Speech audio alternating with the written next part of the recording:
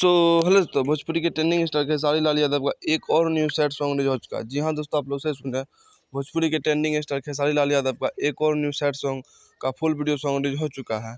जिस सॉन्ग का नाम टाइटल रखा गया शादी होता जान का, और इसमें नजर आए हुए हमारी यामिनी सिंह, और इस सॉन्ग को गाए हुए हैं खेसारी लाल यादव व प्रियंका सिंह। और इस सॉन्ग को सिंगर के हैं खेसारी यादव और प्रियंका सिंह, और इसमें लिरिक्स दिए हुए अखिलेश कश्यप, और म्यूजिक देखें आर्य शर्मा, और वीडियो एडिटर है आशीष सत्यारा, और एडिटर है परवीन यादव।